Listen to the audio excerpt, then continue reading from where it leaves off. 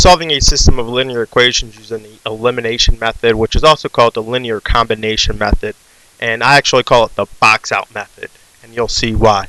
The first two questions: what does the word elimination mean to you? Well, to eliminate something, we get rid of it, so we get rid of something. And then how might we use elimination to solve a system of linear equations? Well, what we want to do is we want to get rid of one of the variables. So that's what the elimination method is about. We are going to be getting rid of one of our variables. So if we look at our first example, it says x plus y equals 10 and 3x minus y equals 22. Now this is the reason why I prefer to call this the box out method. So if we take a look at these two, if you notice the two y's right in the middle, if I draw a box around them, they're both the same. It's 1y and 1y. One is positive and one is negative. Now if we add these together, I can put a 1 in front of my x, so now I can say 1x plus 3x will give me 4x. But what happens with these y's, since one's positive and one's negative, they're the inverses, they're going to cancel each other out. And then 10 plus 22 will give us 32. So now we get a new equation which says 4x equals 32, and we simply divide by 4, x equals 8. So now we have our x value, which is 8. Now to find the y value, what we want to do is we want to select one of these equations. I'm going to use the top one. It looks a little bit easier to use. So I'm going to write x plus y equals 10. And if we know that x equals 8, I can put 8 in for x to solve this. So now I have 8 plus y equals 10. Subtract 8 from both sides, and we get y equals 2.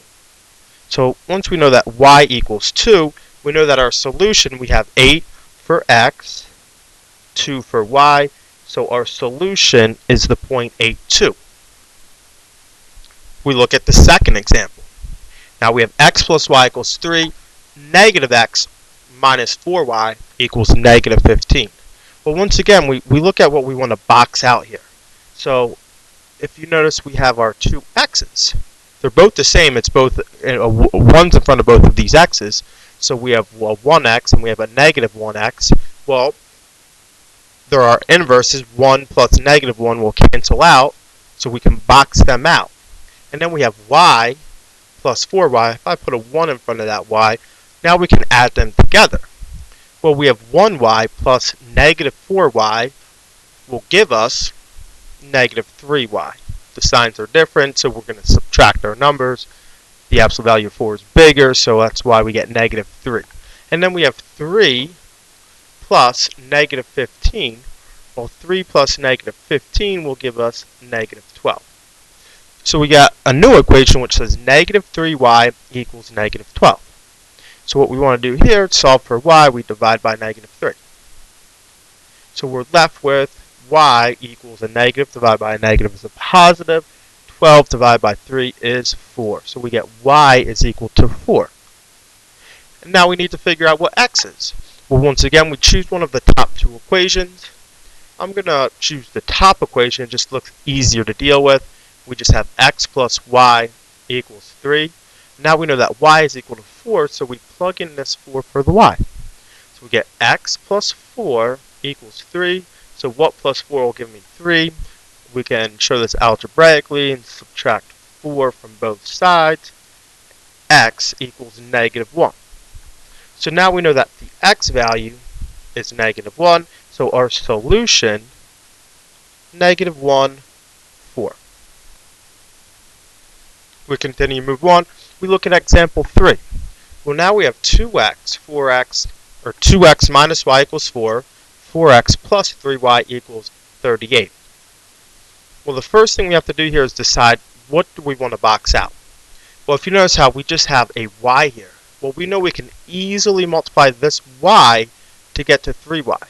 So if we put a 1 here, well, 1 times what will give me 3? We know we can multiply the y by 3. All right. So what we do here is we want to box out our y. So we're going to multiply the entire equation by a 3. So it's still the same equation, it's just a little bit bigger. So we distribute it to 3, because if we do something to one thing, we have to do it to everything in the equation. So we do 3 times 2, which will give me 6x, Now 3 times the negative 1y will give me negative 3y, and the 3 times the 4 equals 12. So we just wrote a new equation. We just multiplied everything in this equation by 3.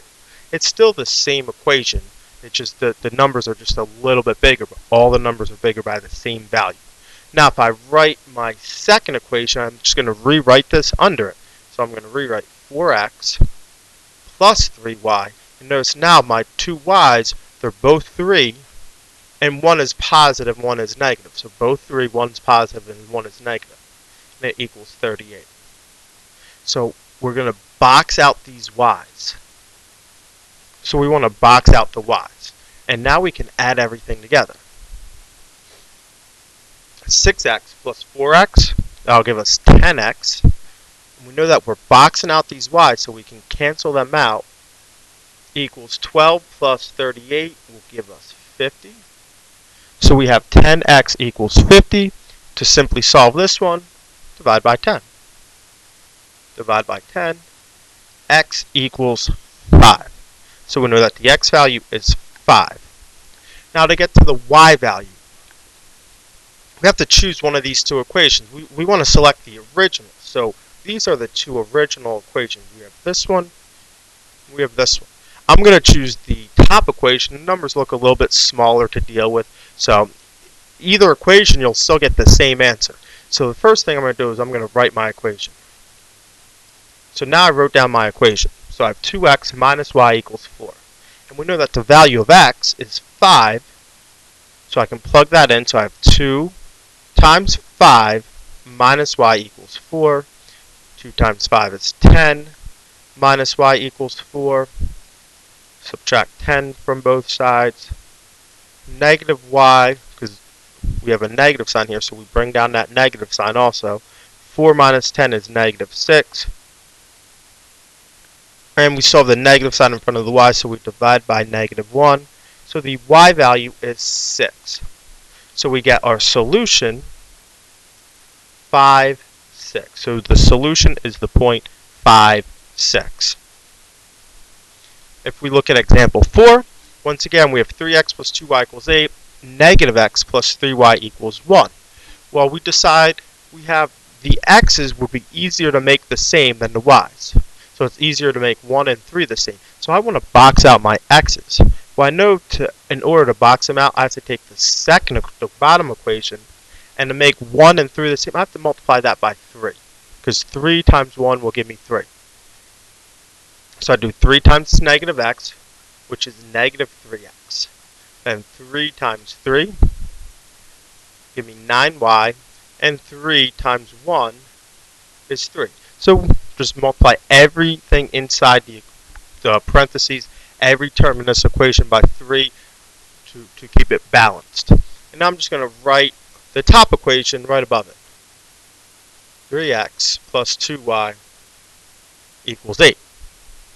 Now once again we notice how the 3 x's, we have 3x, we have negative 3x. One is positive and one is negative.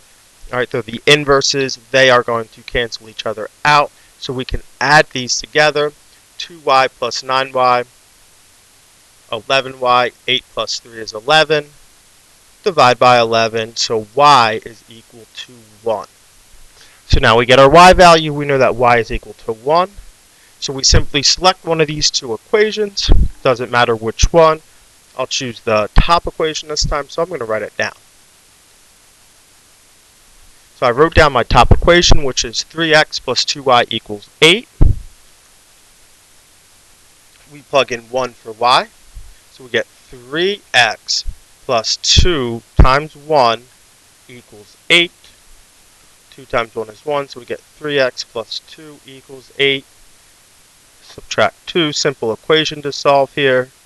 3x equals 6, and we divide by 3 to get our solution for x, which is 2. So now we have the solution is 2, 1. So we have a solution of 2, 1. And if we look at example 5, now we have 3x plus y equals 14, 2x plus 3y equals negative 14.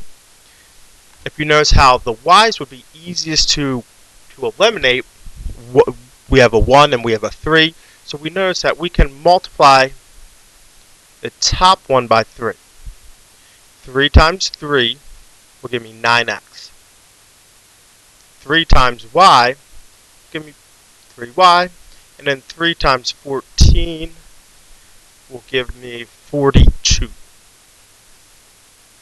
So we get 42. Now if I write the second equation underneath it, I have 2x plus 3y equals negative 14. This is 2 and this is an x. Now if you notice, we go to box these out, but watch what happens. So when we go to box them out, we have a 3y, we have 3y, but they're both positive. Well, 3y plus 3y will give me 6y, and that doesn't box them out. So what we really want to do, we go back. We didn't want to multiply by 3, but we want one to be positive, one to be negative. So we want to multiply by negative 3. So that means this is going to be a negative 9. This is going to be a negative 3y. And then this will be negative 42, because we're doing negative 3 times 3, negative 3 times y, and negative 3 times 14. So now we have a negative 3y. And we can actually make it a little bit easier to see. So we have a negative 3y and a positive 3y. So now they're boxed out. One's positive, one's negative, and they're both 3. So if we add these together, negative 9x plus 2x, negative 7x, negative 42 plus negative 14, the signs are the same. This will give us negative 56. Divide by negative 7, divide by negative 7, x equals 8. So now we have the value of x. And to find the value of y, so x equals 8, we select one of our two equations. I'm going to choose the top equation. Y is all by itself, looks easiest to deal with. So we plug 8 in for x. So we do 3 times 8 plus y equals 14. 3 times 8 is 24 plus y equals 14. Subtract 24 from both sides. Y equals negative 10.